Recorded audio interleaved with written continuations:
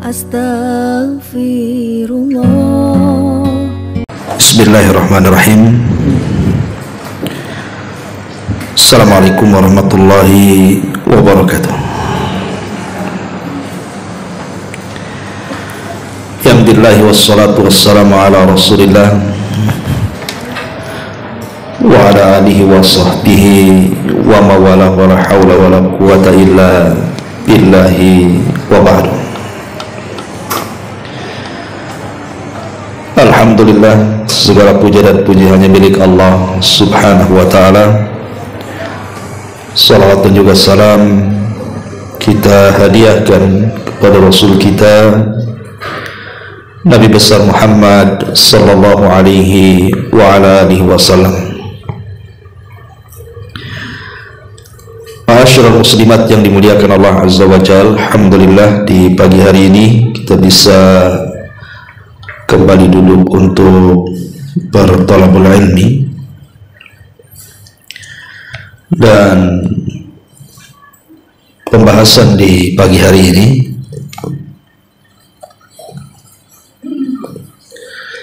kita akan membahas tema tentang hilangnya berkah dalam rumah. Apa penyebabnya? Ma'asyiral muslimat yang dimuliakan Allah azza wa jalla, tentu setiap kita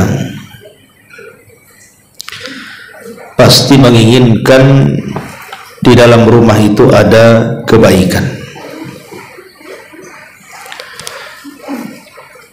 dan tidak ada yang mau di antara kita dalam rumah itu penuh dengan keburukan. Dan kebaikan dalam rumah itu tentu karena banyaknya berkah yang terdapat dalam rumah kita. Makanya ketika banyak berkah dalam rumah kita, secara otomatis rizki akan melimpah. Baik rizki secara harta, rizki secara iman, rizki secara ilmu, pasangan, keturunan, dan begitu seterusnya. Ketika berkah itu muncul di rumah kita, maka semua akan kita dapati. Tetapi sebaliknya, ketika dalam rumah itu tidak ada keberkahan lagi di dalamnya, maka pasti akan banyak terjadi masalah. Suami bertengkar dengan istri, istri bertengkar dengan suami, anak pula bermasalah, ataupun mungkin rumah rusak-rusak gitu ya. Pokoknya tidak ada ketenangan hidup dalam rumah itu jadinya. Lah, apa penyebabnya? Inilah yang kita akan bahas di pagi hari ini. Sebab hilangnya berkah di dalam rumah. Ma'asyiral muslimat yang dimuliakan Allah subhanahu wa ta'ala, yang pertama, karena para penghuni rumah itu sudah mulai meninggalkan membaca Al-Quran. Kalau dalam rumah tidak ada yang membaca Al-Quran, atau mulai Al-Quran ditinggalkan, maka Nabi Shallallahu Alaihi Wasallam mengatakan, la taj'alu buyutakum maqabir. Janganlah kalian jadikan rumah-rumah kalian seperti kuburan. Kenapa demikian? Inna syaitan yanfiru minal baitil ladzi tuqra'u fihi suratul Baqarah. Karena setan itu akan lari dari rumah yang dibacakan padanya surah Al-Baqarah. Maknanya kalau kita tidak membaca surah Al-Baqarah, berarti di rumah itu banyak setannya tuh. Ya tentu bukan hanya dikhususkan dengan Al-Baqarah setiap hari kita baca. Al-Quran secara umum itu mendatangkan barakah.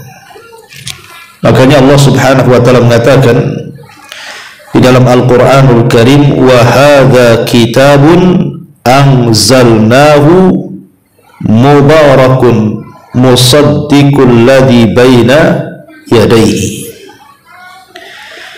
Dan inilah Al-Quran, kata Allah, kami turunkan mubarak, di dalamnya penuh dengan berkah-berkah.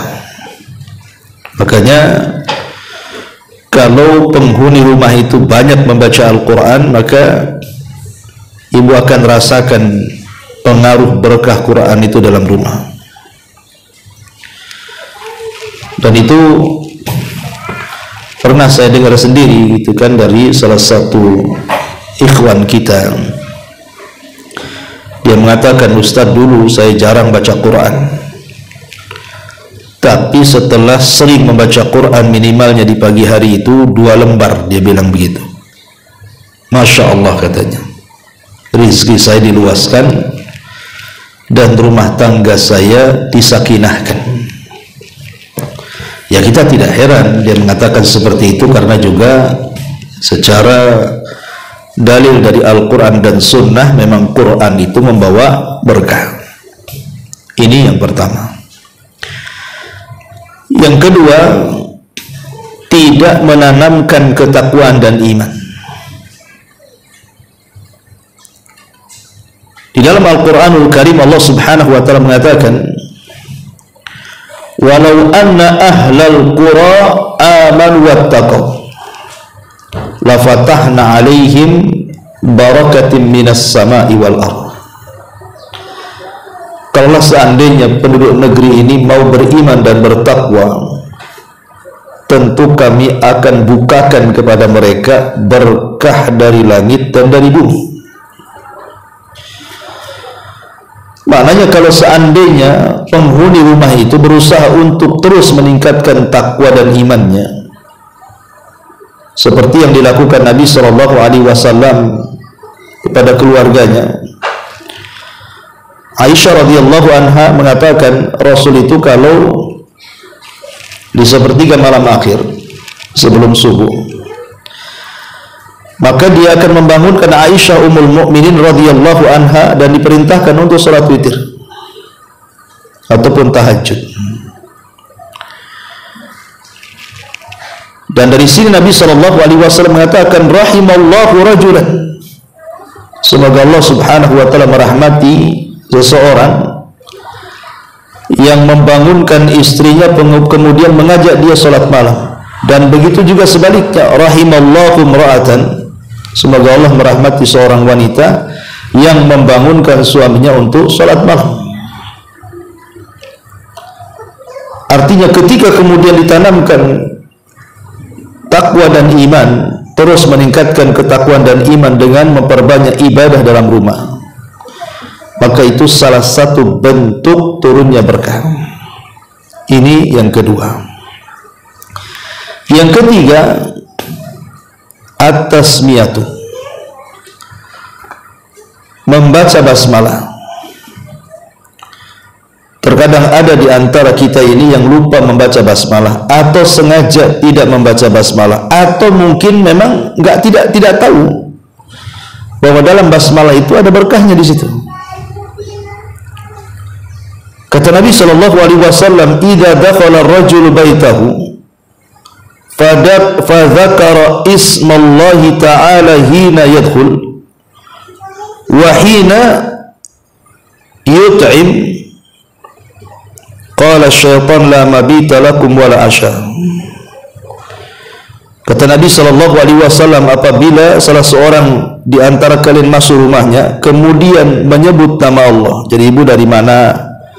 Dari pasar, dari luar, masuk ke dalam rumah. Ibu sebelum melangkahkan kaki ke dalam rumah, ibu ngomong bismillah dengan menyebut nama Allah. Atau ketika hendak makan, bismillah dengan menyebut nama Allah. Maka kata Nabi SAW, maka syaitan akan bicara dengan teman-temannya La mabita lakum wala asya. Di rumah ini tidak ada tempat untuk kalian dan tidak ada makanan untuk kalian. Pergi kalian. Subhanallah. Hanya membaca basmalah saja mengusir setan, Bu. Karena masalah itu datang dari setan masalahnya. Semua masalah dalam rumah tangga itu semua datang dari setan, Bu. Makanya kemudian cara mengusir setan dengan cara seperti ini, membaca basmalah. Ketika kita meninggalkan basmalah, maka hilang berkah dari rumah kita. Kemudian yang keempat adalah jarangnya seseorang itu berbagi dalam rumah, terutama soal makanan. Nabi SAW mengatakan ta'amul itsnaini kafi ats-tsalatsa wa ta'amul tsalatsati kafi al-arba'ah. Makanan 2 orang itu sebenarnya cukup untuk 3 orang, dan makanan 3 orang itu cukup untuk 4 orang.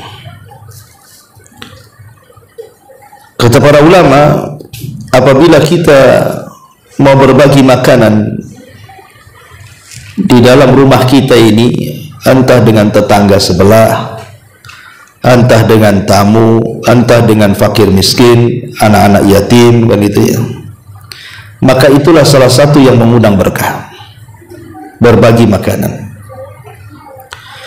Ini yang nomor 4. Yang nomor 5 hilangnya berkah itu karena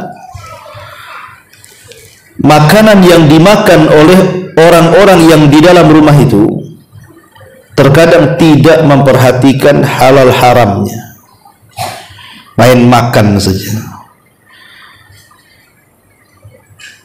Di mana Rasulullah SAW mengatakan, Innallaha tayyibun la yaqbalu illa tayyibah. Allah itu maha baik, tidak menerima kecuali yang baik-baik. Maka harta yang haram tidak akan diberkahi. Harta haram itu tidak akan diberkahi. Karena selain daripada doa-doanya ditolak oleh Allah Azza wa Jalla, maka tidak ada berkah yang masuk ke dalam rumah itu. Maka perhatikan, jangan memakan yang diharamkan. Entah makanan, entah minuman, entah pakaian, gitu ya. Kalau bisa dibeli dari uang yang dihalalkan. Dan ibu harus tahu pekerjaan suami. Suami ini kerja apa, kan gitu ya. Kalau memang zahirnya halal, makan. Walaupun ibu kan tidak tahu suami dapat uang dari mana, tapi nampak zahirnya dia kan kerja. Layaknya orang-orang, insya Allah halal. Tapi kalau seandainya ibu tahu suami ini bandar narkoba, bandar judi, gitu kan, jelas itu kan, dan tidak ada pekerjaan lain kecuali dari situ, Bu, maka ibu jangan makan dari situ. Ustaz, tak bisa saya cari uang, kan selama ini suami. Kalaupun harus memakan, maka sekedarnya saja, sambil ibu cari-cari cara supaya suami dapat pekerjaan yang halal. Karena itu dampaknya fatal, gitu kan, menghilangkan barokah dalam rumah tuh. Ini yang kelima. Yang keenam, adamus syukri, tidak bersyukur. Tidak bersyukur akan nikmat yang Allah anugerahkan kepadanya. Diberi uang bisa beli makan, kadang-kadang ibu masaklah banyak-banyak. Nanti yang dimakan itu tak banyak, yang dibuang pula lebih banyak. Dikasih pun tidak. Beli pakaian banyak-banyak, kan gitu. Ibu pun tidak pakai pakaian sekali pakai 10 rangkap, kan Bu, ngapain juga 10 rangkap dipakai, harodang lah, kan itu. Terkadang ada yang mungkin 10 tahun yang silam itu nggak pernah dipakai-pakai, yang ngapain coba pakaian 10 tahun dalam lemari itu, kasihkan orang lah kalau mau nggak dipakai. Kadang-kadang kita ini tidak bersyukur, memubazirkan sesuatu, membuang makanan, membuang minuman, membuang uang, dan begitu seterusnya. Ini hilang berkahnya nanti. La in syakartum la azidannakum wa la in kafartum inna adzabi lasyadid. Kalau kalian bersyukur, ku tambah nikmatku. Tapi kalau kalian kufur, ku sediakan azabku, kata Allah, dan azabku sangat pedih. Ini yang nomor 6. Yang nomor 7, hilangnya berkah karena adamu istiqadhihi minan naumi an yubadir adamu tabkir fistayqidhihi minan naumi. Tidak berpagi-pagi ketika bangun dari tidur. Sudah saya jelaskan apabila kita menjelaskan tentang keutamaan 1 jam setelah subuh, kan Bu. Nabi SAW mengatakan, Allahumma barik li ummati fi bukuriha. Ya Allah, berkahi umatku di waktu paginya. Karena waktu pagi adalah waktu berkah. Jangan sampai ketika berkah turun kita tidur. Jangan sampai ketika berkah turun kita pula lalai. Manfaatkan waktu turunnya berkah itu dengan berzikir, berdoa, baca Quran, kan itu kan, supaya ketika turun berkah itu betul-betul kita dapat berkah. Makanya Imam Ibnu Qayyim rahimahullahu taala mengatakan, orang yang membiasakan tidur setelah subuh sampai terbit matahari, hilang berkahnya. Hilang berkah dalam keluarganya, hilang berkah dalam kehidupannya, hilang berkah dalam pekerjaannya, dan nanti akan banyak masalah dalam hidupnya tuh. Makanya jangan sampai kemudian kita melalaikan waktu yang jelas-jelas berkahnya itu. Ini yang nomor 7. Yang nomor 8, kasrat adamu al-istighfar. Jarang membaca istighfar. Allah Subhanahu wa taala berfirman, faqultu astaghfiru rabbakum innahu kana ghafara yursilis samaa 'alaikum midrara wa yumdilkum bi amwali wa banin wa yaj'al lakum jannati wa yaj'al lakum anhar. Maka aku katakan, kata Nuh kepada kaumnya, perbanyaklah istighfar kepada Rabb kalian, sebab dengan istighfar itulah Allah akan menurunkan hujan kepada kalian, akan menambah harta kepada kalian, akan menambah keturunan kepada kalian, dan Allah akan jadikan kebun-kebun dan juga sungai-sungai. Lihat bagaimana dahsyatnya istighfar, menjadikan sebab turunnya hujan, menjadikan sebab berlimpahnya kekayaan dan keturunan, dan menjadikan sebab kesuburan. Maka kalau ingin dapat berkah dalam rumah, perbanyak istighfar.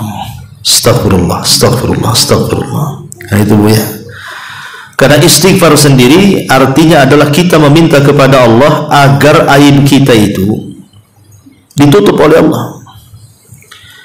Betapa banyak orang-orang yang dibuka aibnya, yang tadinya dihormati Bu, jadi dihinakan. Yang tadinya dimuliakan jadi direndahkan. Yang tadinya orang bicara dengan kita jadi ditinggalkan. Itu kalau aib kita ketahuan tetangga kita. Oh, rupanya si Anu nampaknya saja pakai cadar ya, rupanya lebih dahsyat dosanya dibandingkan yang telanjang, katanya. Jadi kan repot Bu ya. Jadi dengan memperbanyak istighfar itu Bu, aib-aib kita dalam rumah kita itu tidak akan ditampakkan oleh Allah. Jadi orang memandang kita itu tetap baik. Kemudian yang kedua, mana istighfar itu kita meminta ampun kepada Allah agar dosa-dosa yang kita lakukan di dunia tidak diadab di akhirat. Jadi istighfar itu sendiri manfaatnya besar, ya kan? Menutup aib kita dan menghapuskan dosa-dosa kita. Lebih daripada itu, dengan memperbanyak istighfar itu akhirnya apa? Allah mudahkan semuanya. Suami kerja Allah mudahkan, gitu ya. Pekerjaan ibu Allah mudahkan, anak-anak sekolah Allah mudahkan, hanya memperbanyak astagfirullah itu kan berkah Bu ya. Tapi orang yang jarang istighfar nggak akan dapat perkara-perkara seperti ini. Kemudian yang nomor 9, adamu at-tawakkul wa akhdhi bil asbab. Kurangnya tawakal. Ketika orang kurang tawakal dan kurang mengambil sebab, maka susah akan turun berkah. Ketika kemudian ibu tidak pernah bersandar kecuali kepada selain Allah, suami juga sama, bersandar kepada pekerjaannya, tidak yakin dengan Allah, ini bahaya.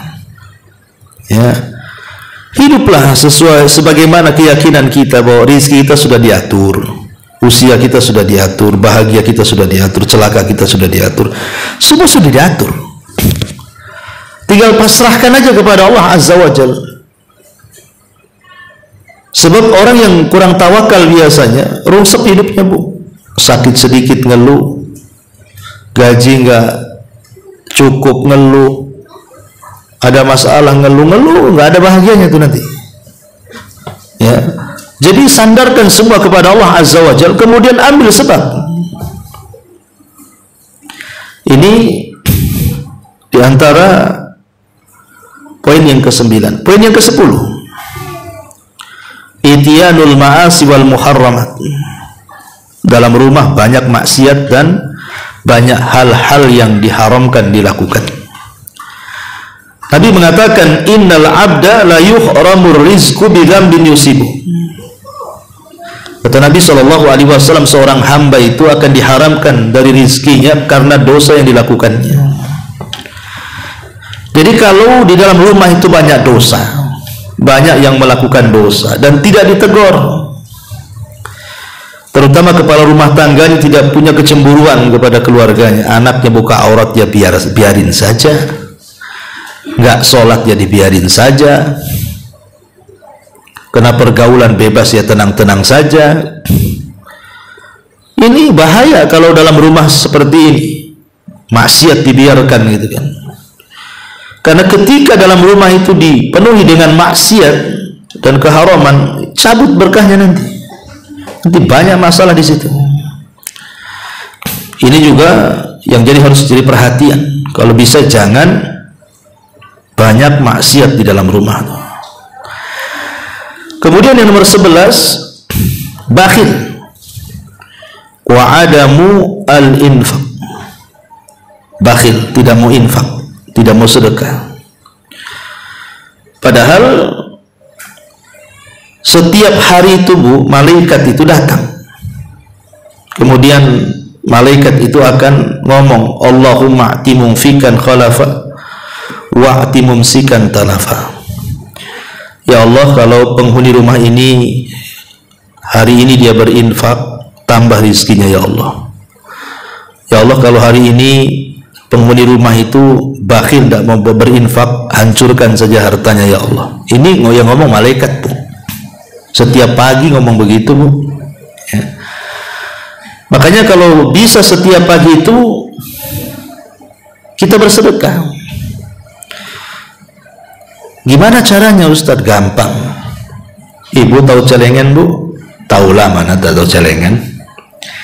Beli celengan. Jangan yang gambar ayam jago, Bu. Yang biasa aja, jangan bentuk patungnya. Celengan biasa. Tulisi dalam celengan itu untuk anak yatim, ataupun untuk pembangunan masjid, untuk membantu dakwah umpamanya. Terserahlah mau tulis siapa. Ya. Ibu kan bisa setiap hari masukkan, nggak usah banyak-banyak lah, kan receh-recehan itu habis belanja itu kan kadang-kadang banyak, Bu. Ada yang 1000, ada yang 500 perak gitu kan. Masukkan aja tuh. Jadi setiap hari pun berinfak tuh. Nanti kalau 1 bulan sudah penuh, sesuai dengan peruntukannya. Kalau untuk anak yatim, kasihkan anak yatim. Untuk pembangunan masjid, kasihkan untuk pembangunan masjid. Untuk pesantren kan itu. Jangan pula sudah penuh pakai belanja pula sama ibu. Nggak niat itu namanya. Ya. Jadi ini juga penting. Biasakan infak karena ini bisa mendatangkan berkah dalam rumah. Ini yang nomor 11. Nomor 12, at-tahawun fi ba'dil a'mali allati tusafu bi annaha syirkun. Bermudah-mudah seseorang itu dengan amalan-amalan yang berbau syirik. Contoh umpamanya sumpah kepada selain Allah, datang ke dukun, percaya jimat. Nah, ini bahaya nih, ya. Karena banyak di masyarakat itu orang yang gak yakin dengan Allah tuh.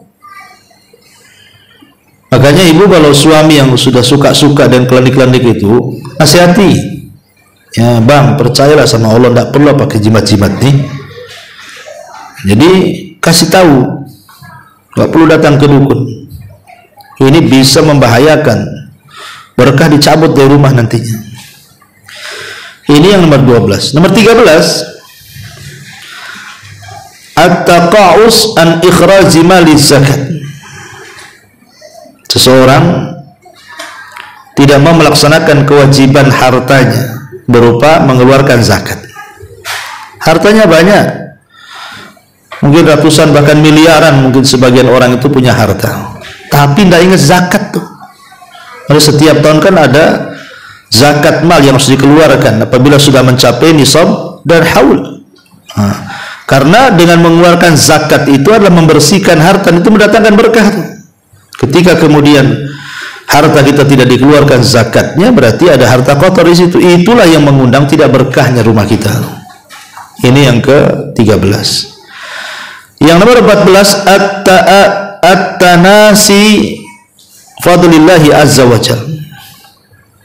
Lupa dengan karunia dan nikmat Allah azza wa jalla.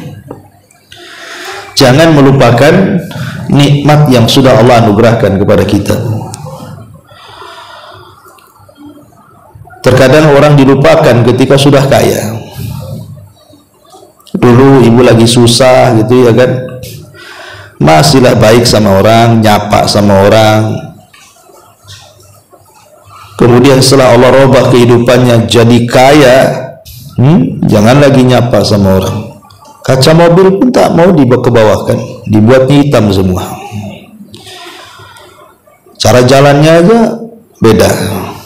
Dulu waktu susah cara jalannya bentar-bentar nyapa, bentar-bentar nyapa. Bah kaya main lurus seperti tiang listrik, nggak belok-belok tuh kepala tuh kayak kacamata kuda.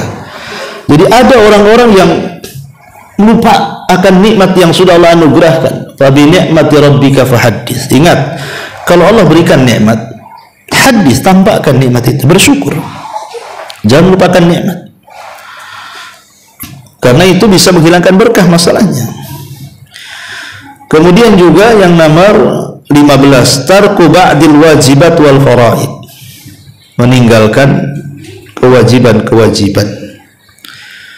Tidak sholat 5 waktu, tidak puasa Ramadan, dah kaya tak mau haji, dah kaya tak ada zakat. Pokoknya nggak peduli dengan kewajiban tuh, ini bahaya. Bahaya sekali. Apalagi sampai kalau meninggalkan sholat ini terputuslah hubungan kita dengan Allah. Kalau sampai terputus hubungan kita dengan Allah, aduh bahaya. Dipastikan nggak ada berkah hidupnya tuh.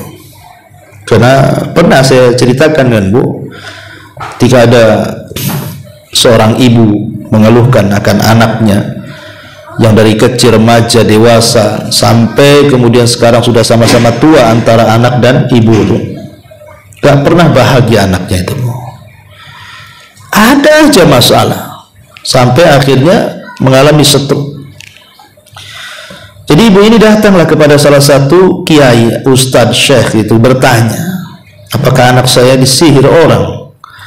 Kok gak pernah bahagia hidupnya dari kecil sampai sekarang dia sakit stroke tuh. Tapi pertanyaan syekh ini berbalik tanya, sholat gak anakmu? Katanya.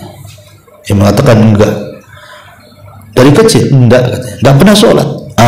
Itulah yang menjadikan anakmu tak bahagia, katanya. Anakmu tidak terkena sihir dan tidak disihir. Anakmu tidak bahagia itu karena anakmu tidak sholat. Kemudian saya ini mengatakan, Bu, tahu enggak apa itu sholat? Sholat itu hubungan kita dengan Allah. Ketika kita masih sholat berarti tali itu masih terhubung dengan Allah. Ketika kemudian kita meninggalkan sholat berarti putuslah tali itu dengan Allah. Ketika putus tali dengan Allah, mungkin Allah menolong kita. Talinya jadi putus, ya.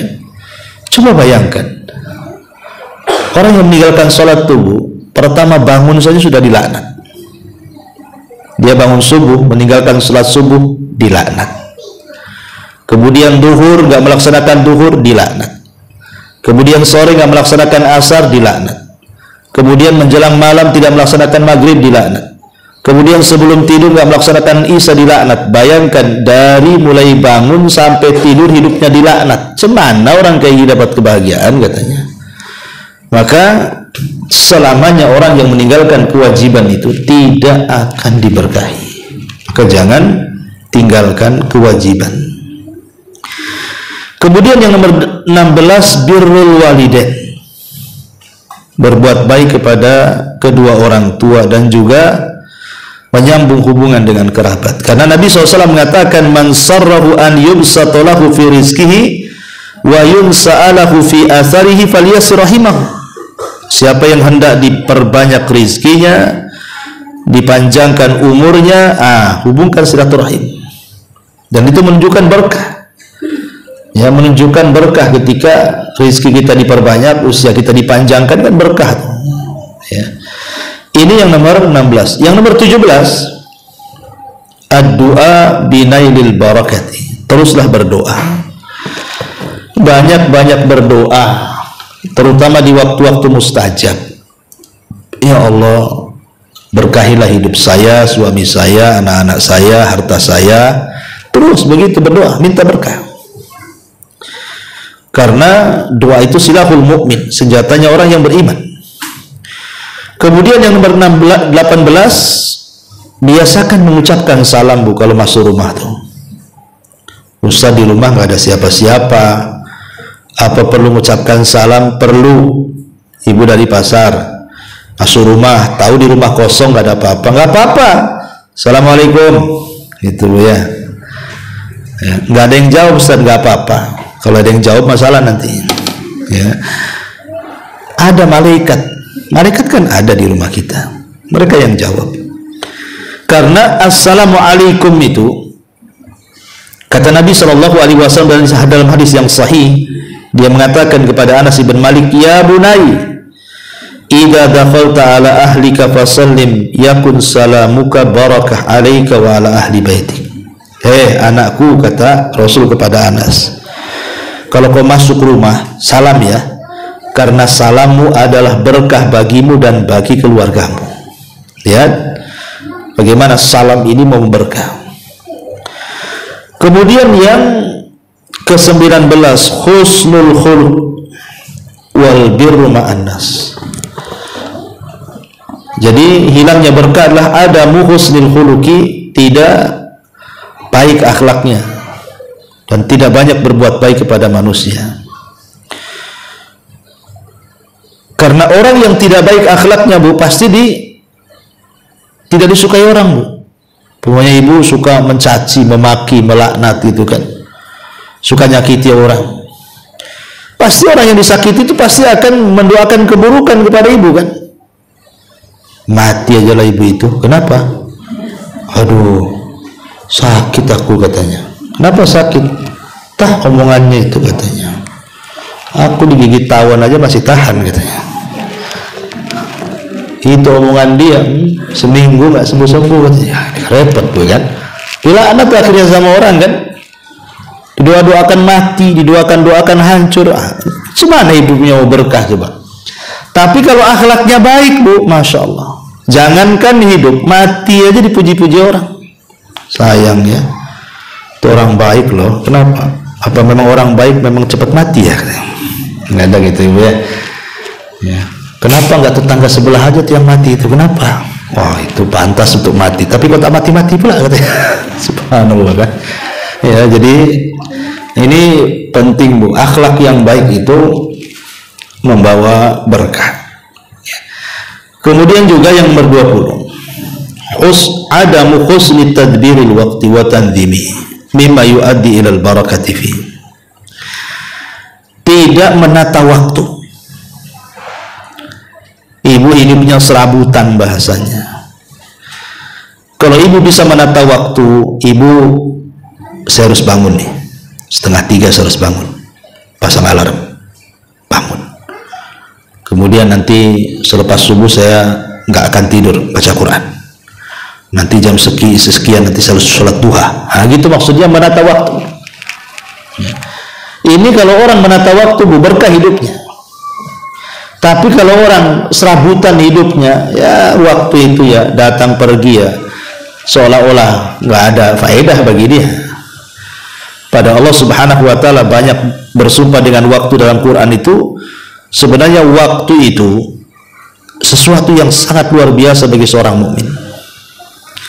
Karena lewat saja satu hari tidak bisa dibalikkan. Sementara satu hari yang akan datang belum tentu kita dapat. Yang memungkinkan ya sekarang ini yang kita hadapi. Kira-kira apa yang bisa kita lakukan? Ma'asyiral muslimat yang dimuliakan Allah Azza wa Jalla. Ini yang ke-20. Yang 21. Ziaratil ahli wal asdiqa. Biasakan berziarah, mengunjungi keluarga, kerabat yang dekat-dekat lah kan ya. Karena ini bagian daripada silaturahim, dan tadi keutamaan silaturahim menambah harta dan juga usia. Kemudian yang nomor 22, ta'wid, adamu ta'widil lisan ala kathratil hamdi wa syukri lillahi ala ni'amihi allati la tu'addu wa la tuhsa bil istimrar. Tidak membiasakan lisannya memperbanyak alhamdulillah wa syukru ala ni'matihi, dan syukur kepada nikmat. Jadi kalau bisa Bu, apapun Bu, ucapan alhamdulillah. Sedikit banyak alhamdulillah. Ibu sakit alhamdulillah, ibu sehat alhamdulillah, ibu susah alhamdulillah, ibu senang alhamdulillah, ibu seret alhamdulillah, ibu lapang alhamdulillah. Alhamdulillah ala kulli hal. Katakan alhamdulillah. Karena orang yang suka membaca alhamdulillah ini mendatangkan berkah. Gimana Ustaz, masa sakit alhamdulillah, susah alhamdulillah? Bukan alhamdulillah karena sakitnya, bukan alhamdulillah karena susahnya. Maksudnya alhamdulillah karena sakit itu karena kita memandang orang lain. Alhamdulillah, saya kan baru sakit gigi Ustaz, tetangga ginjal. Nah, gitu maksudnya kan. Itu maksudnya mensyukuri nikmat yang masih ada. Alhamdulillah ya suami saya masih bisa bekerja lah walaupun kena PHK. Itu yang sebelah itu udah 5 tahun tak kerja-kerja tuh. Jadi kita bersyukur, maksudnya seperti itu. Itu yang dimaksud mengucapkan memperbanyak alhamdulillah itu. Kemudian juga memperbanyak hilangnya berkah itu karena adamul amanati wasidqi, hilangnya amanah dalam keluarga, hilangnya kejujuran dalam keluarga. Ketika suami sudah tidak amanah menjadi kepala rumah tangga, ketika istri sudah tidak amanah menjadi istri, tidak tahu hak dan kewajibannya, ketika kemudian anak-anak yang merupakan titipan juga dibiarkan tidak ada amanah untuk menjaga mereka, mendidik mereka, membesarkan mereka, dan begitu seterusnya. Atau harta yang dititipkan juga tidak amanah dengan tidak memberikan sedekah, hak sedekahnya, hak zakatnya, dan begitu seterusnya. Pokoknya tidak amanah. Nah, ini hilang berkahnya. Nah, kemudian juga yang nomor 24, at-ta'amul birriba, banyak memakan harta riba. Kalau di dalam rumah itu banyak makan riba Bu, beramal dengan riba, itu hilang berkahnya tuh. Makanya Allah Subhanahu wa taala ketika bicara soal riba, Allah mengatakan apa? Yamhaqullahu riba wa yurbis sadaqah. Allah akan menghilangkan berkah riba dan Allah akan memberkahi sedekah. Hilang berkahnya. Maka sebisa mungkin hindari perkara-perkara riba. Kemudian yang nomor 25, al-adamul qanaati war ridha. Tidak qanaah, tidak redha. Maksudnya tidak qanaah, tidak redha itu dia selalu mengeluh dari pemberian Allah, selalu mengeluh ya. Suami mungkin kerjanya ya supir taksi, ojek online, GoFood atau apa gitu kan. Kebetulan hari itu hujan, tak dapat banyak, ngomel-ngomel pak istri. Kok tak pandai cari kerja bang ya? Kok dapat sedikit hari ini? Pasti kau malas-malas. Pasti kau tidur di sana ya. Nah, itu kadang-kadang ada istri yang seperti itu. Dia tidak qanaah, harusnya kan bersyukur, alhamdulillah lah bang. Hujan-hujan pun masih dapat 10 juta. Ya kan? Harusnya kan gitu bu. Banyak bersyukur. Ini enggak kan gitu ya. Ya kalau qanaah itu bu, insya Allah berkah hidupnya, ditambah nanti. Ya. Dan redho gitu ya. Taib. Kemudian yang nomor 26, adamul qasdi wal israf. Tidak hidup sederhana dan berlebih-lebihan. Ya, ada orang itu bu, hidupnya berlebih-lebihan, kadang-kadang tidak sesuai dengan pendapatan. Makanya kenapa Umar bin Khattab radhiyallahu anhu pernah menegur Jabir bin Abdullah. Jadi Jabir ini ke pasar beli daging, lewat sama Umar. Kata Umar, kau dari mana Jabir? Dari pasar wahai Amirul Mukminin. Ngapain? Beli daging. Kata Umar, apakah setiap yang kau inginkan kau beli? Apakah setiap yang kau inginkan kau harus beli? Katanya. Jangan seperti itu. Ya. Lah ini ucapan Umar bin Khattab, apakah setiap yang kau inginkan kau beli? Ini sindiran. Harusnya ucapan Umar ini bukan kepada Jabir, tapi ke ibu-ibu harusnya. Harusnya Umar tuh ngomong begini itu ya ke ibu-ibu hari ini nih. Apa setiap ibu menginginkan sesuatu harus beli? Gitu maksudnya ya. Karena begitu ibu-ibu tuh. Apalagi dengan dunia medsos sekarang kan bu. Ibu itu lebih suka bertetangga dengan Tokopedia, dengan Marketplace, daripada tetangga sebelah kan bu. Karena itulah hari-hari di situ. Browsing itu aja tuh kerjanya. Akhirnya setiap yang dikehendaki mulai berpikir tuh, harga cocok nggak nih, bahan dah cocok, mulai dia pikir, nguras otak gitu kan, ngumpulin duit. Tidak semua yang kita inginkan harus dibeli. Betapa banyak sesuatu yang kita inginkan kemudian kita beli, nyesel pula belakangan. Dan pernah saya alami tuh dulu gitu ya. Kadang-kadang dulu waktu saya masih muda, sekarang muda juga. Maksudnya dulu waktu suka dengan sepeda motor tuh bu. Saya udah ada sepeda motor dulu, suka pakai sepeda motor laki-laki itu GL Pro tuh. Tahu ada motor baru ya, GL Max tuh nggak salah itu. Pada susah lah cari duit itu. Akhirnya terpaksa saya jual, tukar tambah. Rupanya masih enak GL Pro, nyesel tuh. Ya. Nyeselnya luar biasa waktu itu. Kenapa? Untuk apa saya beli? Ini saya pernah rasakan dulu kayak gitu kan. Jadi betul lah kata Umar bin Khattab itu, apa setiap yang kau inginkan kau harus beli? Ya nggak harus beli kan. Lihat kebutuhannya mendesak atau tidak kan itu. Ini makanya sekarang hidup di zaman sekarang ini luar biasa kan? Ya. Makanya kenapa hilang berkah? Karena setiap keinginan harus terpenuhi, padahal itu tidak mencerminkan kesederhanaan yang ada, kemudian israf berlebihan. Kemudian yang nomor 27, adamud du'a wal luju' ila Allah azza wa jalla. Ya. Sedikitnya berdoa dan kembali kepada Allah subhanahu wa ta'ala.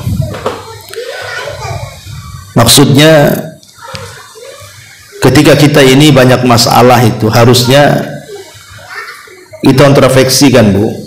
Kalau ibu ada masalah itu harusnya kan lebih dekat kepada Allah, lebih rajin lagi doanya, lebih rajin lagi sholatnya, lebih rajin lagi puasanya, lebih rajin lagi zikirnya, kan begitu bu ya, supaya persoalan itu hilang nanti, diurai. Yang ada enggak, kalau ada masalah itu tidur aja ibu, atau jalan kemana gitu kan. Salah. Kalau ada masalah harusnya perbanyak ibadah. Makanya Nabi SAW satu hari keluar, Entah siapa yang melangkahkan kaki Nabi tiba-tiba menuju ke masjid di luar jam sholat di waktu duha, nggak ada orang di masjid. Tiba-tiba dalam masjid itu ada seorang sahabat namanya Abu Umamah sedang berdoa dengan khusyunya di hadapan Allah Subhanahu wa ta'ala. Maka Rasul bertanya, Abu Umamah, ini kan bukan waktu sholat, ngapain kau di masjid? Kata Umamah, humumun lazimatni wa duyunun ya Rasulullah. Stres wahai Rasul, banyak hutang wahai Rasul. Tapi lihat bagaimana Abu Umamah, dia tahu dia sedang stres, dia tahu dia banyak hutang, dia nggak kemana-mana, dia tahu yang bisa menyelesaikan Allah, makanya dia ke masjid, dia berdoa di situ. Tiba-tiba doanya dikabulkan, digerakkan Rasul yang tidak ada niat ke masjid jadi ke masjid untuk menemui Abu Umamah. Kemudian Nabi SAW mengatakan, ya Abu Umamah, mau nggak kuajarkan kepadamu beberapa kalimat, kalau kau baca di pagi hari dan kau baca di sore hari, kupastikan stresmu hilang, hutangmu terlunasi, gitu. Kata Abu Umamah, oh senang kali Rasul, ajarkan kalimat-kalimat itu. Maka Rasul SAW mengajarkan, idza asbahta wa idza amsayta faqul Allahumma inni a'udzubika minal hammi wal hazani wa a'udzubika minal ajzi wal kasali wa a'udzubika minal jubni wal bukhli wa a'udzubika min ghalabatid daini wa qahri rijal. Katakan ya Abu Umamah di pagi dan sore hari, ya Allah, aku berlindung dari kesedihan dan kegalauan, aku berlindung dari kelemahan dan kemalasan, aku berlindung dari kepengecutan dan kebakhilan, aku berlindung dari dikalahkan manusia dan dari hutang-hutang. Kata Abu Umamah, semenjak aku amalkan pagi petang, kata dia, demi Allah, dhahabat anni hammi wa qadha anni daini, hilang stresku, terlunasilah hutang-hutangku. Lihat, itulah pentingnya kembali. Kalau kita lagi ada masalah itu kembali kepada Allah, rajin ibadah supaya Allah carikan jalan keluarnya, dan itu bentuk berkah, ya. Kemudian yang nomor 28, adamu zikri, dicabutnya berkah itu karena kita kurang zikir, Bu. Karena Nabi SAW yang mengatakan, masalu al-bait, kata Nabi SAW, mathalul baitil ladzi yudhkarullahu fihi wal bait alladzi la yudhkarullahu fihi mithlul hayy wal mayit. Permisalan rumah yang dibacakan zikir di situ dan rumah yang tidak dibacakan zikir di situ ibarat orang hidup dan mati. Jadi kalau rumahnya banyak zikir, itulah hidup rumah tuh. Kalau rumah itu tak ada zikir, matilah rumah tuh. Jadi banyak berzikir, tasbih, takbir, tahlil, sambil masak, sambil apa aja lah, kan di rumah kan banyak aktivitas, Bu. Sambil nyapu pun bisa zikir itu. Kemudian yang nomor 29, hilangnya berkah itu, Bu, karena memelihara anjing. Jangan memelihara anjing, hilang berkah dalam rumah, Bu. Karena kata Nabi SAW, man amsaka kalban fa innahu yankusu kulla yawmin min amalihi qiratun. Siapa yang merawat anjing, maka setiap hari dikurangi pahalanya 1 qirat. 1 qirat itu berapa, Bu? 1 gunung Uhud. Kita aja 1 hari dapat pahala 1 gunung Uhud aja belum tentu dapat. Dikurangi sudah jelas. Jadi ngapain cuma memelihara anjing itu? Lucu, Ustaz. Ada anjing itu lebih lucu daripada anak saya, katanya. Lah, kok bisa pula? Ya. Jadi orang-orang seperti ini nggak ada akal. Ya. Buat apa memelihara anjing? Kadang-kadang anjing itu, Bu, harganya gila-gilaan, Bu. Kalau anjing yang mahal itu bukan juta-juta, ratusan juta tuh kadang-kadang, Bu. Perawatannya, pesopnya, macam-macam. Coba bayangkan kalau dikumpulkan, Bu, sebulan bisa umroh tuh, Bu, daripada beli anjing tuh, ya. Kemudian juga yang nomor 30, ta'liqus suwari fil baiti wassanam, hindari makhluk-makhluk yang bernyawa dalam rumah itu, gambar-gambar ya Bu ya, gambar-gambar. Ustaz ini kan foto keluarga, simpan aja lah foto keluarga itu, nggak usah dipajang-pajang ya kan, bisa ditaruh di album, taruh di lemari, sewaktu-waktu mau nengok kan bisa diambil Bu, nggak usah dipajang-pajang. Kenapa kan itu? Karena itu salah satunya yang menjadikan malaikat rahmat yang membawa berkah itu tidak mau masuk masalahnya. Apalagi ada rumah itu sengaja Bu, di depannya itu dibuat kayak gapura, dibuat di situ patung harimau, patung macan, patung kuda, patung semua di situ. Kan ada tuh orang yang suka patung itu, bertengger semua patung-patung di rumahnya. Ini nggak akan malaikat masuk tuh ya, itu nanti nggak berkah rumah kita jadinya. Kalaupun harus buat patung Bu, jangan patung binatang, buatlah patung itu kayak buat pohon kelapa gitu kan, atau apa, gunung-gunung tuh apa kan, itu jangan binatang, jangan makhluk yang bernyawa, karena itu menjadikan malaikat gak akan turun tuh, gak berkah jadinya. Nah ini diantara 30 penyebab, banyak lagi sebenarnya, ini yang saya ringkas, 30 penyebab tercabutnya berkah di rumah kita. Ma'asyiral muslimat yang dimuliakan Allah Subhanahu wa taala. Tetapi kalau seandainya ibu ini memang diberikan nikmat oleh Allah, alhamdulillah Ustaz, kehidupan saya sih bahagia dengan suami, tidak ada cekcoknya, tidak ada pertengkarannya. Kami pun berkomitmen untuk hidup bahagia, kami pun teruslah ibadah, ngaji, tanggung jawab sama anak-anak, harta yang kami makan pun berusaha yang halal. Pokoknya Masya Allah hidupnya enak lah bahasanya kan Bu ya. Walaupun demikian ibu sudah berada di atas kenikmatan, maka menjaga nikmat untuk hilang itu perlu. Dengan cara apa?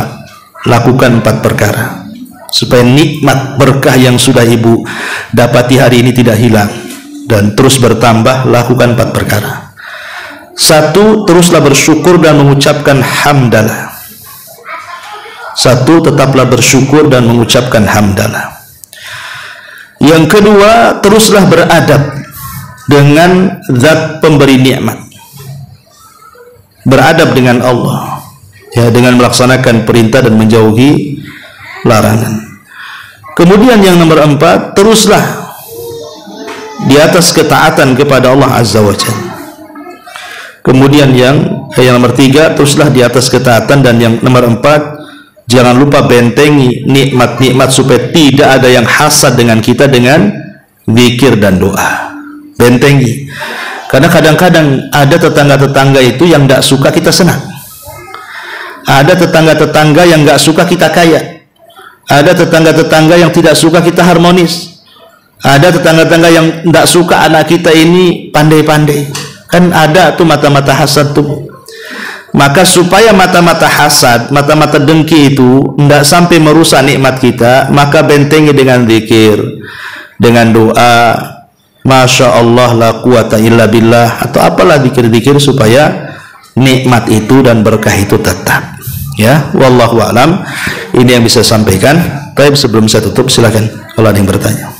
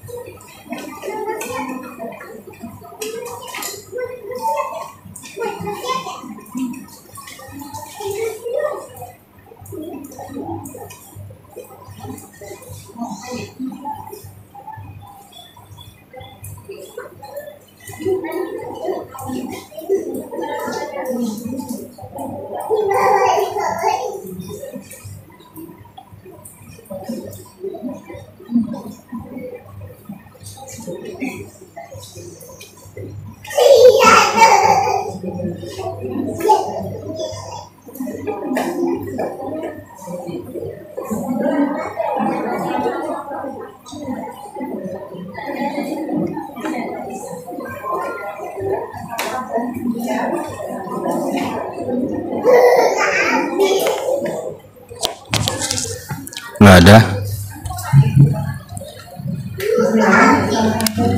Waalaikumsalam warahmatullahi wabarakatuh. Ya. Ada poin tadi kan kita tidak boleh memelihara anjing, karena akan hilang keberkahan dari rumah kita. Bagaimana dengan memelihara kucing, Ustaz? Apakah akan bertambah berkah atau hukumnya mubah? Waalaikumsalam. Apakah memelihara kucing itu bisa membawa berkah? Iya. Bismillah, alhamdulillah.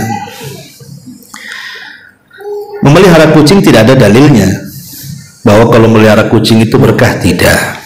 Tapi di zaman Nabi SAW ada seorang sahabat namanya Abdurrahman ibn Sakhr. Jadi kalau ke pengajian bawa anak kucing. Jadi anak kucing ini selalu dibawa sama Abdurrahman ibn Sakhr ini. Jadi karena kecintaan Abdurrahman ibn Sakhr kepada anak kucing itu, maka Rasul takjub, ya, sehingga akhirnya memberi nama Abdurrahman bin Sakhr dengan sebutan Abu Hurairah. Abu Hurairah. Hurairah itu kucing kecil. Kalau kucing garong Hirah. Jadi dia suka bawa anak kucing, gitu ya. Intinya bahwa kucing itu, ya, kata Rasulullah SAW, fa innaha minat tawafina alaikum. Dia adalah binatang yang suka tawaf di sekitar kalian. Binatang yang jinak, kadang-kadang ngelendot kepada kita. Makanya air liurnya tidak dinajiskan. Ya, suci air liurnya. Tidak seperti anjing, gitu ya kan? Karena dia selalu ngelendot gitu ya, dekat dengan kita, kadang ya jinak dengan manusia. Tetapi tidak ada hadis kalau melihara kucing itu dapat berkah, tidak ada. Ya biarkan aja lah kucing itu liar di luar. Kalau memang ibu mau ngasih makan, kasihlah makan kucing, anak kucing di situ. Karena begini Bu, terkadang ada juga yang berlebihan gitu kan. Ada orang yang merawat kucing, terkadang kucingnya karena bukan kucing biasa, kucing entah Persia, entah Anggora, entah apa yang mahal-mahal tuh kan Bu. Itu kan perawatannya ngeri Bu. Perawatan yang ngeri kan begitu ya. Kadang-kadang kalau dia kemudian berlebihan merawat kucing sampai mengeluarkan biaya yang banyak, tapi tidak diimbangi dengan sedekah kepada fakir miskin Bu, ini kan salah juga. Bagus tidak memelihara kucing hanya untuk merawat kucingnya saja. Kapan dia sedekahnya? Sedekah sama kucing? Enggak. Kucing ini bisa hidup di luar. Tapi fakir miskin ini kan mereka terkadang ada yang tidak bisa mencari nafkah. Nah, kecuali kalau memang dia ya uangnya lebih, ya dia satu sisi bisa sedekah, bisa haji, bisa umrah, bisa apa, sisi lain juga ya ingin punya kegemaran merawat kucing, tapi jangan berlebihan. Jangan berlebihan ya merawat kucing itu. Karena sesuatu yang berlebihan juga tidak bagus. Apalagi kalau seandainya kita tahu bahwa ada sebagian kucing itu kadang berak sembarang tempat gitu kan, mengganggu. Maka ini juga harus jadi perhatian. Ya boleh, tidak ada larangan kita merawat kucing, tidak ada larangan, tapi sekali lagi jangan berlebihan. Dan tidak ada hadis merawat kucing itu akan membawa keberkahan, tidak ada. Ya, wallahu a'lam. Karena banyak khurafat. Dulu saya masih kecil tuh, kalau ada bulan sabit Bu, ada bulan sabit, saya masih ingat tuh waktu kecil-kecil saya dulu itu di kampung. Jadi kalau lihat bulan sabit itu kemudian ada bintik-bintik di bulan itu, itu ada kucing Nabi di situ katanya. Ya, itu ada kucingnya Nabi di sana. Mana ada kucing Nabi di bulan? Matilah di bulan kucing. Jadi itu saya kecil-kecil tuh di kampung ada keyakinan seperti itu. Dan juga terkadang menjadikan khurafat kalau orang nabrak kucing di jalan nih Bu, nabrak kucing Bu. Itu kalau kucingnya nggak diambil, nggak dimandiin, nggak dikafani, nggak disolatin, nggak itu nanti dia ditabrak orang katanya kan. Lah ini khurafat Bu, karena sudah mengakar Bu. Kadang-kadang kalau habis nabrak kucing was-was tuh. Was-was, akhirnya betul-betul kecelakaan gitu ya kan, karena was-was. Itu khurafat. Nabrak kucing itu sama dengan nabrak ayam. Ibu nabrak ayam, nabrak kucing, nabrak tikus, sama aja. Nggak ada nabrak kucing begini, karena kan tidak sengaja gitu ya. Lain kalau nampak ada kucing, ibu udah ngeker nih, saya tabrak, itu dolim sama binatang. Ya, tapi kan ini nggak sengaja. Itu kepikirannya tuh seminggu tuh bu, kayak nabrak anak orang aja tuh. Ini khurafat. Yang seperti ya kalau nabrak kucing sudahlah. Kalaupun mau dikuburkan ya ambil dikuburkan gitu, supaya bangkainya tidak bau gitu saja. Jangan ada keyakinan lain-lain. Ya nggak ada keyakinan lain-lain itu. Ya, wallahu a'lam.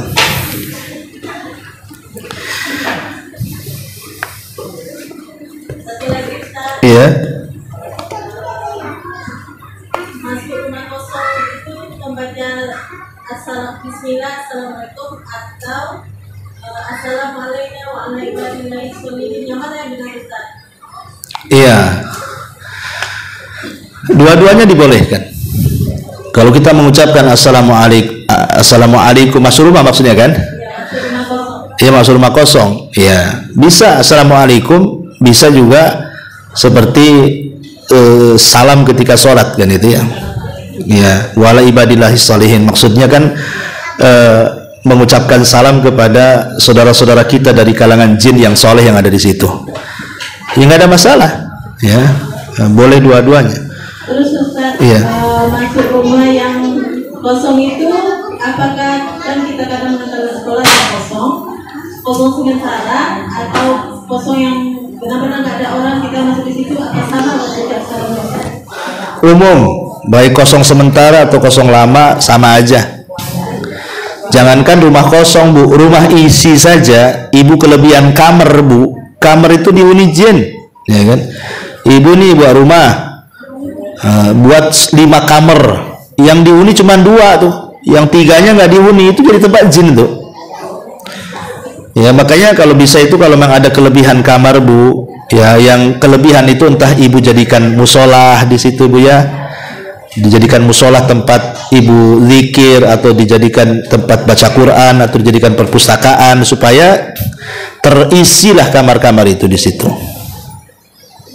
Dan kalau memang rumah itu kosong sudah lama sekali bu, bukan hanya mengucapkan salam, tapi itu ibu baca-baca yang lainnya juga, seperti a'udzu bikalimatillahi tammati min syarri ma khalaq. Itu kan kita tidak tahu, karena kalau sudah rumahnya kosong lama, itu mungkin jadi rumah hantu jadinya kan, banyak setan di situ. Makanya banyak-banyak zikir, apalagi baru beli rumah ini nggak pernah ditempati sama penghuninya, rumah baru kan gitu ya. Maka ibu pertama masuk ya baca basmalah, mengucapkan salam, kemudian baca zikir a'udzu bikalimatillahi tammati min syarri ma khalaq, kemudian baca surah Al-Baqarah, ya supaya setan-setannya pergi dari situ.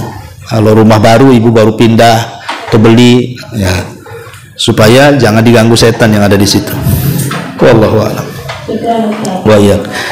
Ya, sampai di sini. Subhanaka bihamdika asyhadu an la ilaha illa anta astaghfiruka wa atubu ilaik. Allahu ta'ala.